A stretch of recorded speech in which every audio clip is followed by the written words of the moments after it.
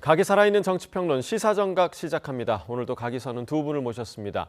서영주 맥 정치사회연구소장, 윤희석 전 국민의힘 대변인 나오셨습니다. 어서 오십시오. 네. 자, 오늘부터 본격적인 에이펙 기간에 돌입합니다. 국가적으로 큰 행사를 앞둔 지금 정치권에서는 이번 주만이라도 싸우지 말자 이런 목소리가 나왔는데요. 정청래 민주당 대표의 목소리를 들어보겠습니다. 전 세계가 한국을 주목하고 있습니다. 전 세계인 앞에서 우리끼리 싸우지 맙시다. 외교 슈퍼위크인 이번 주만이라도 여야가 정쟁을 멈추고 에이펙 성공을 위하여 무정쟁 주간을 선언하고 오직 대한민국의 성공을 위해서 같이 노력했으면 좋겠습니다. 네, 싸우지 말자. 사실 많은 국민이 바라는 내용이 아닐까 싶은데 좀 어떻게 들으셨어요? 그렇죠. 정치권이 이게 싸움이 업인 양 비춰지며 국민들한테 어떻게 느낌을 주겠습니까? 그러니까 이게 싸우지 말자란 말이 굉장히 무슨 특별한 일처럼 하는데 원래 평상시에 안 싸워야 돼요. 그러니까 우리가 정치하시는 분들께서 오해하는 게 정쟁은 솔직히 지향해야 됩니다. 근데 정치에는 논쟁은 있어야 돼요. 논리로 싸우는 거를 허락해 준 게 정치권이거든요. 그러면 논리로 싸워야 되는데 지금 현재 싸우는 게 뭡니까? 그냥 뭐 꼬투리 잡고 신상을 공격하고 이게 정쟁이에요. 싸워봤자 나중에 결과가 생산적인 게 안 나온다. 이게 정쟁인데 사실 정청래 대표가 이렇게 제안했는데 에이펙 기간에만 안 싸운다고 하지 말고 앞으로 싸우지 말자. 라고 하는 게 어떨까? 뭐 에이펙 정말 세기의 외교 무대가 열렸으니까 이 성공을 기원하는 부분이 여야 막론하고 똑같을 거라고 생각해요. 그래서 저는 이런 부분에 있어서 이번 기회를 계기로 정쟁만 하지 말고 논쟁으로 가자. 이렇게 얘기했으면 좋겠습니다. 그런데 이제 이번 주는 계속 국감 기간이잖아요. 이번 주에 안 싸울 수 있겠습니까? 어떻게 예상하세요? 정청래 대표도 국회가 지금 싸우는 데만 열중하고 있다 이걸 인정하신 거잖아요. 안팎의 상황이 있어서 지금 우리가 이제 싸우는 거를 잠깐만 보여주지 말자 이 얘기인데 그게 가능하겠습니까? 그렇게 하면 좋죠. 그런 구조를 만들어야 되는데 더더군다나 이제 국감 기간이 아직 안 끝났기 때문에 어떻게 진행될지는 사실 좀 반신반의하는 그런 분위기예요. 다만 그래도 여당 대표께서 오랜만에 의미 있는 그런 정쟁 중단 선언을 하셨으니까 여야가 같이 그 말씀에 따라서 싸우는 모습보다는 국감에 충실하고 이제 국감의 내용에 대해서 국민들께 전달해 드릴 수 있는 그러한 활동을 한다면 국민들로부터 엄청난 환영을 받을 겁니다. 꼭 약속이 지켜지기를 바랍니다. 자, 이런 가운데 오늘 코스피가요 4,000포인트를 달성했습니다. 삼성전자도 장중 10만 선을 터치하면서 그야말로 주식시장에 대한 기대감이 상당히 좀 커졌는데 이재명 대통령이 후보 시절에 공약했던 거는 이제 5,000선까지 얘기를 했었는데 지금 뭐 5,000선을 향해 가고 있는 것 같습니다. 현실화가 되고 있죠. 3,000 넘을 때도 어떻게 뭐 5,000까지 가겠어? 3,500 넘을 때도 여기가 마지노선이야. 뭐 이런 얘기들이 나왔어요. 심지어 국민의힘의 한 지도부는 이게 3,500선을 돌파하고 4,000에 가까우니까 중국이 개입했다. 이렇게 올라갈 수가 없다. 이런 얘기를 합니다. 무슨 저주를 퍼붓는 그런 상황에도 불구하고 사실 이 코스피 지수가 4,000을 넘고 10만 전자를 오늘 넘는 거 보면 대부분 개인 투자자들, 개미 투자자들이 많은 어떤 금융 혜택을 받은 거거든요. 저는 이런 부분에 있어서 정말 이 자산 건전성이 조금 더 올라가서 뭐 청년이라든지 개인 투자자들이 조금 실질적으로 좀 수혜를 입을 수 있는 5,000 코스피를 한번 만들어 보자. 제발 뭐 다른 정책으로 비판하는 건 좋으나 그냥 음모론으로 비판하는 거 그런 거 국민의힘 지도부에서 안 나왔으면 좋겠어요. 코스피가 이렇게 올라가고 있는 건 우리 국익의 측면에서 긍정적인 면 아니겠습니까? 어떻게 좀 분석하고 계세요? 저는 굉장히 좋다고 생각합니다. 물론 이제 유동성 장세가 펼쳐지는 거라고 볼 수도 있어요. 이제 환율이 우리 입장에서는 높아지니까 그러니까 한국 돈이 싸진 거죠. 그래서 우리 주식 가치가 좀 떨어지니까 외국인들이 많이 투자한다. 그래서 올라간다. 이런 측면도 분명히 있습니다만은 기본적으로 대형 우량주라고 할 수 있는 이제 반도체 회사들의 실적이 좋았고 또 좋아질 것으로 예상을 하고 뭐 조선이라든지 자동차도 뭐 관세가 있긴 하지만 그래도 견조하다 흐름이. 그러니까 이 흐름에 따라서 투자자들의 심리에 따라 이 지수가 오를 수밖에 없는 상황이라고 봅니다. 예. 근데 중요한 거는 이제 거기에 맞춰서 세제도 확실하게 정부에서 해 주셔야죠. 뭐 배당소득 분리과세라든지 이런 여러 가지 것들에 대해서 경제 전반적으로 돈이 잘 돌고 투자에 대한 수익에 대해서 확신을 가질 수 있을 수준의 조치까지 따라 주셔야 이것이 완벽하게 이제 견조한 흐름으로 될 것이다. 그래 5천까지 갈 수 있다. 예. 저는 그렇게 봅니다. 예, 이 흐름에 탄력을 받을 수 있는 후속 조치 또 필요하다라고 지적을 해주셨고요. 오늘 리얼미터 지지율이 나왔습니다. 이 지지율을 좀 살펴보도록 하겠습니다. 이 대통령의 국정 지지율 51.2%를 기록했는데 지난주가 52.2%였으니까 지금 지난주와 비교해서는 1%포인트가 지금 빠진 모습을 기록을 했습니다. 지난주 갤럽에서는 오히려 상승하는 모습을 보였는데 네. 지금 이 리얼미터 조사에서 2주째 하락세거든요. 좀 어떻게 분석하고 계세요? 하락세는 있어요. 그런데 폭락하지는 않았다. 예. 사실 뭐 이제 취임 이후에 최저치를 기록했다고 얘기들을 하는데 부동산 대책의 초강도에 대한 저항에 비춰봤을 때는 그렇게 많은 하락세는 아닌 것 같아요. 사실상 정부도 부담이 될 겁니다. 부동산 대책이 규제 책이고 예. 사실상 국민들이 좋아할 분들이 많겠어요, 적겠어요? 더 많겠죠.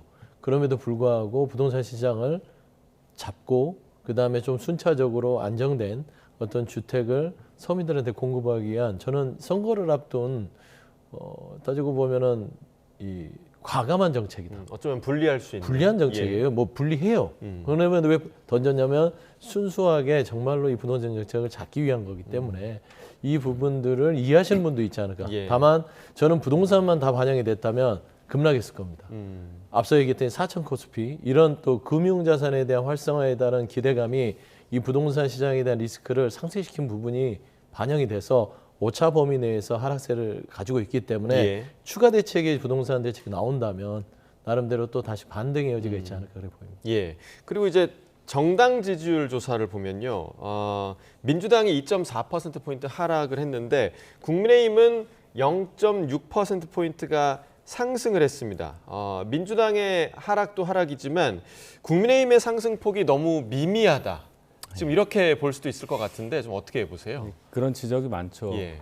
이재명 대통령의 지지율은 꽤 견조하죠. 근데 그것과 여당의 지지율과의 관계를 볼 때 민주당의 지지율이 대통령 지지율에 비해서 상당히 많이 떨어지고 예. 또 추세도 좋지가 않아서 그 여당발 어떤 악재라든지 이런 것들이 도드라졌던 부분을 저희가 상기를 하게 되잖아요. 그럴 때 그러면 이제 상대적으로 제1야당이 국민의힘의 지지율이 의미 있는 수준으로 좀 예. 올라오는 모습을 보여줘야 하는데 그러니까 빠지는 만큼 오르느냐 이게 중요하잖아요. 반응을 안 하는 걸 예, 보면 예. 더 이상 국민의힘에 대해서 우호적으로 생각하실 수 있는 부분은 뭉칠 만큼 뭉친 걸로 보여요. 그렇다면은 과거에 국민의힘을 지지했던 분들이 예. 이탈되어 있다고 봐야 하는데 잠시 지금 여야가 이번 11호 부동산 정책이 발표된 이후 각 개개인의 부동산 보유 관련 논란이 지금 계속해서 이어지고 있는데 이 불똥이 국민의힘 장동혁 대표에게로 튀었습니다. 부동산 6채를 보유했는데 모두 합쳐서 8억 5천만 원이다. 그런데 뭐 지금 민주당에서는 말도 안 된다. 좀 이렇게 얘기를 하고 있는 것 같더라고요. 사실 민주당에서 말도 안 된다라기보다는 국민들이 들었을 때 그 6채의 주택, 아파트 포함해서요. 예. 거기가 실거주와 다른 목적에 있다. 6채를 어떻게 실거주할 수 있죠? 그러니까 상식적으로 사람의 몸은 하나인데 예. 그러면은 그게 서울 내 6채를 돌아다니면서 하는 것도 아니라 안양에도 있고 홍천 충북에도 있고 그다음에 서울에도 있고 예. 그렇습니다. 예. 그럼 거기를 실거주를 한다는데 물론 배우자도 있고 본인도 있고 부모님도 있다고 하지만 네.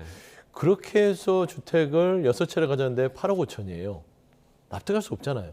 분신술을 하지 않는 이상 불가능한 해명을 했기 때문에 사실 그동안 이 여당 그리고 이 이재명 정부의 부동산 대책에 대해서 아주 신랄하게 비판하던 장동혁 대표가 참 모양새가 구겨지는 상황이 됐습니다. 예. 그래서 저는 사실 애초부터 이 부동산 대책에 대해서 국민들이 안 좋은 감정이 있죠.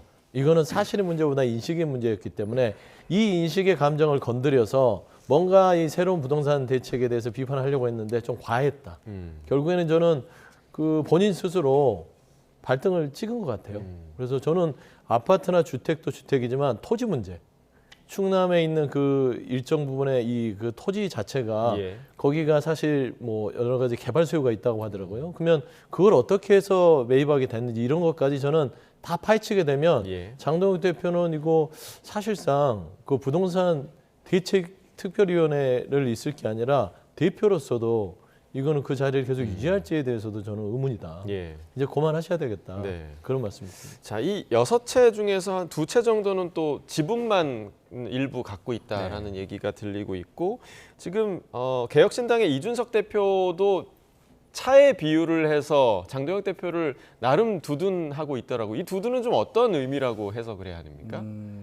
뭐 자동차에 비유해서 예. 이제 장동혁 대표에 대한 공격이 과하다 이제 이런 표현을 썼는데 과하게 보는 거죠. 이준석 대표 입장에서는 그러니까 이제 본질이 부동산 정책 자체가 논리적이지 않고 시장 상황과 또 국민적인 어떤 경제 상황과 맞지 않는 규제다. 이런 이제 공격을 해야 하는데 예. 거기에 대해서 막으려고 하다 보니 장동혁이라는 제1야당의 당수를 향해서 이렇게 집을 많이 가지고 있으니까 이걸로 이제 논점을 흐리려고 하는 거 아니냐 이런 차원의 어떤 논지의 전개라고 저는 생각을 합니다. 예. 그러니까 이 부분에 대해서는 이제 장동혁 대표도 본인에 관한 사항이니까 해명을 하셨잖아요.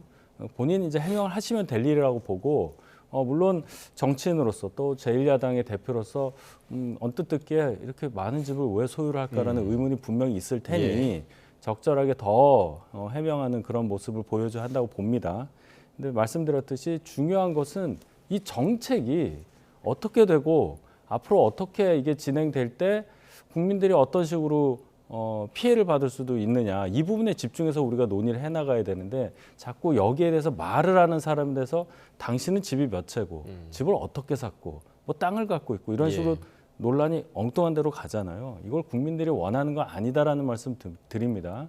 민주당은 여당이니까 이 야당 대표의 어떤 집 소유 문제라든지 이런 것에 치중하기보다는 정책 자체에 대해서 국민들께서 갖고 계신 불편한 부분에 대해서 더 보완을 한다거나 또 더 설득을 한다거나 이런 자세를 보여주는 것이 맞는 것이지 이상경 전 차관 경질했다고 해서 모든 문제에서 자유롭다 이러면서 다시 야당의 대표를 뭐 그 개인적으로 갖고 있는 어떤 부동산 소유 문제 가지고 공격하면서 넘어간다. 그러면 책임 문제가 남아요. 결국 정책에 대한 결과 책임은 여당이 지는 거니까 거기에 더 집중해 주시기를 바라는 마음이 가득할 겁니다. 국민들은요. 예. 자, 더 확대를 해서 이제 민주당은 여야 국회의원 부동산 전수조사하자 이렇게 지금 제안을 했거든요. 이 부분은 어떻게 보세요? 그러니까 그것도 결론적으로는 그런 식으로 해서 어느 쪽이 더 허물이 많냐 그걸 가지고 부동산 정책에 대한 성패를 가르겠다 이런 거잖아요. 국민들이 원하는 게 그겁니까? 예를 들어서 국회의원 300명이 부동산 관련해서 뭔가 좀 부적절하게 얻은 거를 다 판다 예를 들어서 팔 수도 없겠지만요. 규제 지역에서는.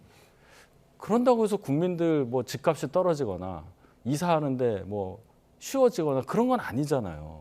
그러니까 그런 식으로 엉뚱한 걸 가지고 자꾸 여기다가 붙이는 것. 중요한 거는 정책 효과를 어떻게 내느냐. 그런 유능함을 보여주는 것이지 저는 이제 더 이상 부동산 안 갖고 있으니까 떳떳해요. 이거를 바라는 국민은 없을 겁니다. 예. 근데 사실상 보면은 국민의힘이 먼저 이 부분을 초래한 거예요. 원인 제공자. 아까 말씀하신 대로 부동산 정책 대책이 나왔고 초강도고 국민들의 감정은 좋을 수 없어요. 그 감정이 좋을 수 없음을 악용해서 거기에 계속해서 국민의힘이 무엇으로 기름을 붓느냐. 정책 위반자들이 내로남불, 집이 몇 채야 이런 거가 확산된 거거든요. 그러니까 결국에는 눈에는 눈, 이에는 이다. 그러면 당신들 비판하는 사람들은 얼마나 갖고 있어? 국민들이 알아야겠어.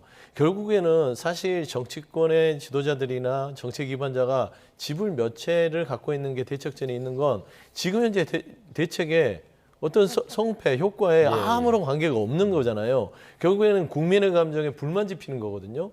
그래서 저는 사실상 윤희석 대변인 얘기한 대로 이번 부동산 대책에 있어서 정말로 실수요자들의 어떤 주거 안정을 더 보완하려면 이런 걸 내놔라. 왜 이런 생각을 안 하냐.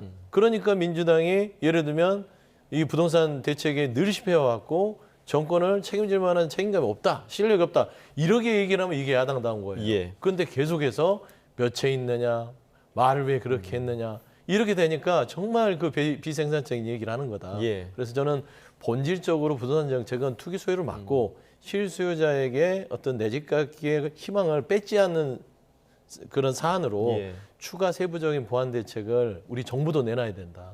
그래야 이 논란이 끝날 것 같아요. 예, 어떻게 보면 두 분의 뜻이 같다고 생각이 드는 게, 그러니까 정책의 본질에 좀 집중하자라는 측면에서는 같은 의견을 내주신 것 같고, 민주당에서는 이번 그 부동산 민심에 상당히 좀 조심스러운 자세로 임하고 있습니다.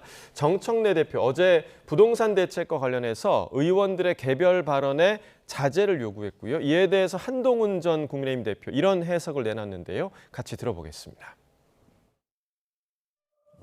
민감한 경제 정책에 대해서는 정부가 책임지고 하는 만큼 당에서는 좀 한 반발짝 뒤에서 좀 로키로 필요한 법안이라든가 제도라든가 이것을 뒷받침하는 게 당의 역할이다.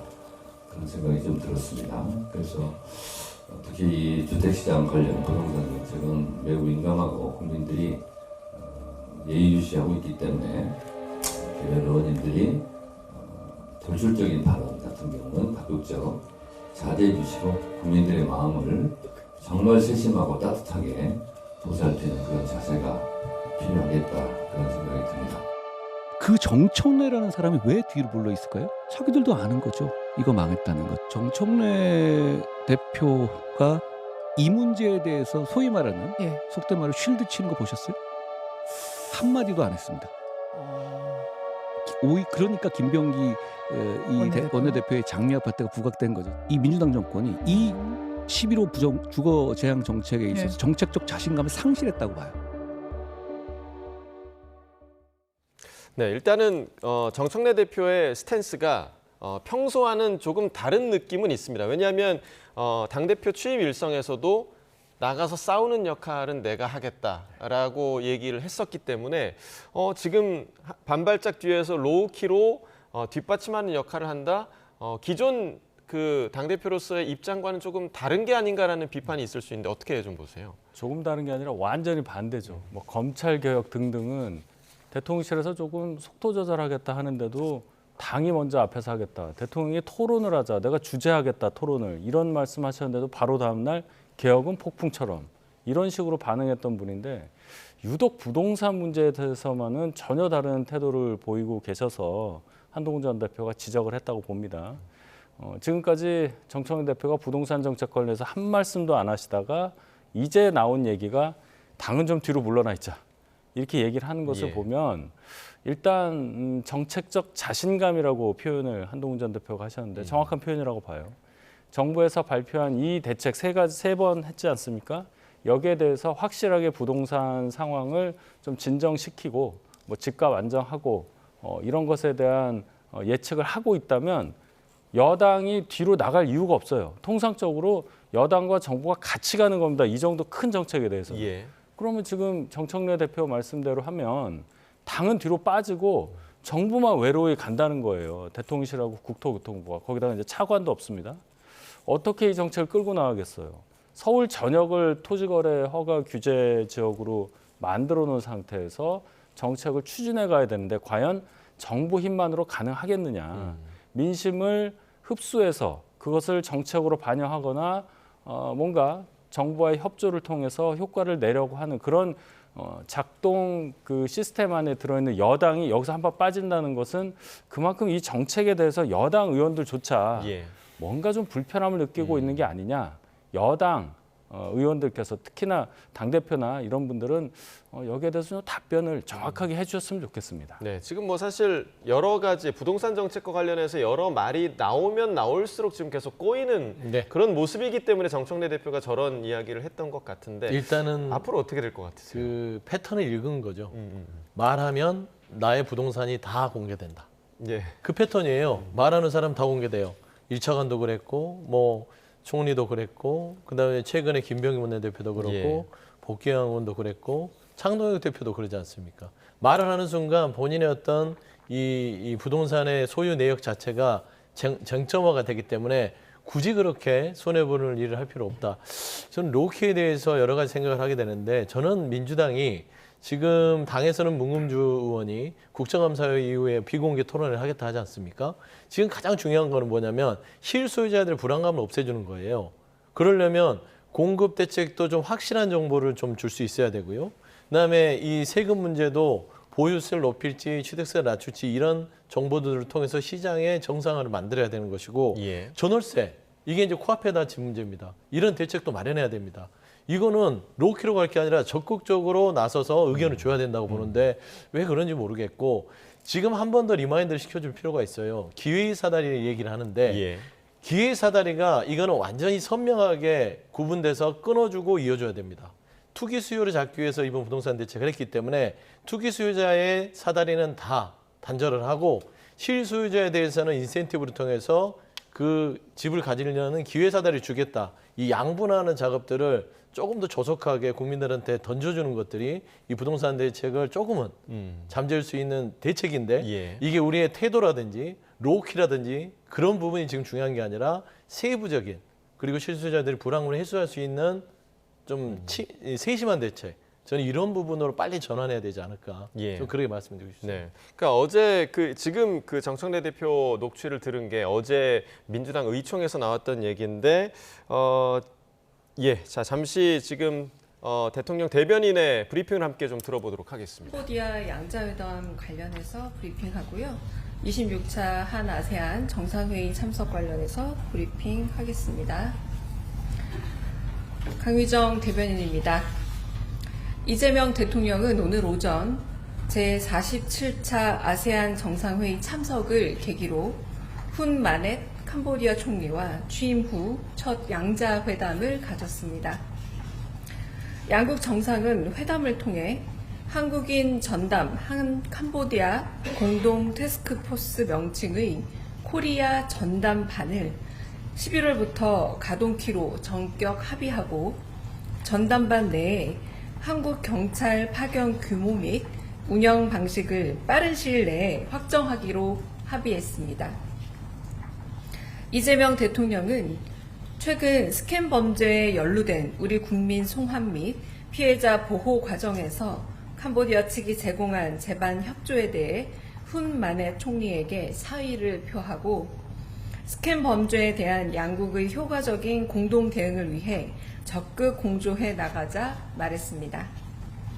훈 마넷 총리는 10여일 전 이 대통령이 파견한 한국 정부 합동 대응팀과의 긴밀한 소통을 시작으로 양국 간 협의를 진행한 결과 이번에 한국인 전담반 가동에 합의한 것을 평가한다 답했습니다.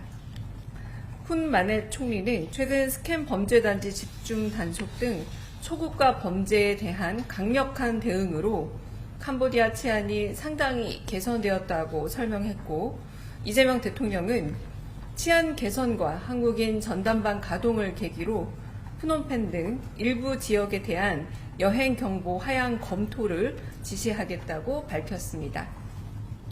두 정상은 1997년 재수교 이후 양국 관계가 교역, 투자, 인적 교류 등 다양한 분야에서 비약적 발전을 이루어온 점을 평가하고 작금의 스캠 범죄 대응 문제를 잘 이겨내 전략적 동반자 관계를 계속 굳건하게 발전시켜 나가자고 말했습니다.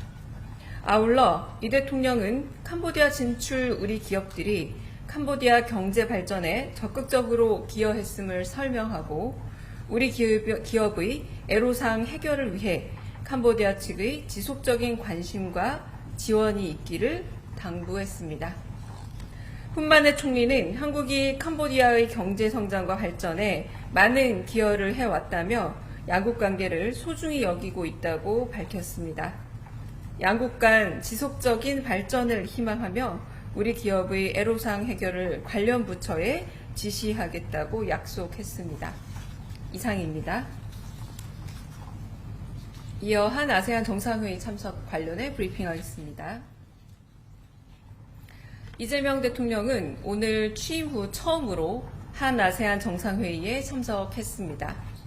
이재명 대통령은 이번 한 아세안 정상회의에서 지난 35년 넘는 기간 동안 이어진 우리 정부의 아세안 중시 기조를 재확인하고 다가오는 2029년 한 아세안 40주년을 바라보고 포괄적 전략 동반자 관계 CSP 발전을 위한 청사진을 제시했습니다. 이 대통령은 공개된 모두 발언에서 꿈과 희망을 이루는 조력자, 성장과 혁신의 도약대, 평화와 안정의 파트너로서 역할하겠다 약속했습니다. 한편 온라인 스캠센터 범죄 근절을 위한 아세아나폴과의 합동수사 및 공조 체계 구축을 제안하고 한반도 평화 공존과 공동 성장을 위한 우리 정부의 노력에 아세안이 지지해 줄 것을 당부했습니다. 비공개 회의에서 논의된 부분을 말씀드리겠습니다. 아세안 각국 정상들은 이재명 대통령의 당선과 취임을 축하하며 아세안과 처음 함께함을 환영했습니다. 각국 정상들은 한 아세안 FTA 업그레이드, 디지털 기후변화 대응, 인프라 협력, 문화 인적 교류 확대 및 인재 육성 지원, 스캠 등 초국가 범죄 공동 대응 및 해양 안보 협력 강화 등을 희망하며 우리 정부의 한반도 정책에 대한 강력한 지지 입장을 표명했습니다. 이에 이재명 대통령은 마무리 발언에서 모두 발언의 CSP 비전에 대한 구체 방향을 정하며 한국은 아세안 국민들이 꿈을 이루는 나라가 되도록 제도적 기반을 든든히 다져나가고 아세안 국가 간 개발 격차를 줄이기 위해 노력하며 아세안의 지속가능한 생활환경 조성에 기여하는 한편 한반도의 항구적 평화가 정착되도록 노력할 것임을 밝혔습니다. 이상입니다. 네, 한 가지 안내 말씀드릴 말레이시아에서 대통령실 강유정 대변인의 브리핑이 있었습니다. 오늘 이재명 대통령의 일정과 관련한 브리핑이었는데요. 일단 캄보디아의 훈마네트 총리와 이재명 대통령이 정상회담을 진행을 했는데 최근에 있었던 그 대학생 사망 사건과 관련해서 국제범죄에 대한 양국 공조 방안에 대해서 두 정상이 논의를 했습니다. 구체적으로는 코리아 전담반이 11월부터 가동되기로 했다라는 그런 합의 내용을 지금 대변인이 밝히기도 했는데 일단은 양국 정상이 이 문제에 대해서 적극적으로 좀 논의를 했기 때문에 향후에 우리 국민 피해 최소화를 좀 기대를 해볼 수 있는 부분인 것 같아요. 네, 일단 사전에 이제 캄보디아와 여러 가지 실무적인 협상이 진행됐고 지금 아세안에 갇혀서 대통령께서 이 스캠 문제 자체가 초국가적 범죄다. 이걸 근절하는 데 힘을 합치지 않은 부분에 있어서 캄보디아 쪽하고 얘기가 된 것 같습니다. 사실 이게 단편적으로만 우리 국민들만 찾아온다고 해서 이게 다 끝나는 게 아니라 그 범죄 조직을 완전히 근본적으로 국제 이 사법 그 시스템 안에서 도려낼 수 있어야 저는 향후에 우리 국민들이 캄보디아를 마음 놓고 여행을 갈 수 있고 또 이미지도 개선될 수 있어서 저는 그런 부분에서의 첫 어떤 문을 열었다는 점에서 좀 평가를 하고 싶습니다. 예, 국내에서도 캄보디아에 대한 그 혐오 분위기가 일부 감지되고 있다. 이런 소식이 좀 우려를 낳고 있는데 지금 사실 이번 사건과 관련해서 야권에서는 정부에 대해서 좀 늑장 대응이다 이런 비판을 했었는데 그래도 대통령이 지금 뭐 캄보디아 총리와의 정상회담뿐만 아니라 지금 한아세안 정상회의 그리고 아세안 플러스 3 정상회의에서도 모두 국제범죄를 언급을 했거든요. 그만큼 이 상황에 대한 인식이 좀 엄중하다 이런 부분을 좀 느낄 수가 있는 부분 아닐까요? 그렇습니다. 이게 어떠한 뭐 단발적인 범죄 상황이 아니고 우리 청년 실업 문제와도 연관되는 문제이기 때문에 국민적인 관심이 높을 수밖에 없겠습니다. 여기에 대통령께서 관심을 갖고 캄보디아 총리와의 회담에서 확실하게 이런 부분을 수습하는 데 있어서의 해결책 여기에 대해서 합의를 이룬 것으로 저는 평가하고요. 가장 중요한 것은 범죄 단체들이 국제 범죄 단체들이 거점을 자꾸 옮겨가면서 이 나라로 갔다가 저 나라로 갔다가 하는 것에 우리나라 국민들이 뭔가 연루가 된다 이런 부분 아니겠습니까? 내부적으로 우리 사회의 어떤 문제들도 해결한 것 동시에 밖에서 벌어지고 있는 이 범죄의 피해에 대해서도 계속적으로 관심을 가져야 한다. 그런 차원에서 오늘 회담이 큰 의미가 있다고 평가합니다. 알겠습니다. 자, 오늘 두 분 말씀 여기까지 듣겠습니다. 서용주 맥정치사회연구소장, 윤희석 전 국민의힘 대변인과 이야기 나눠봤습니다. 고맙습니다.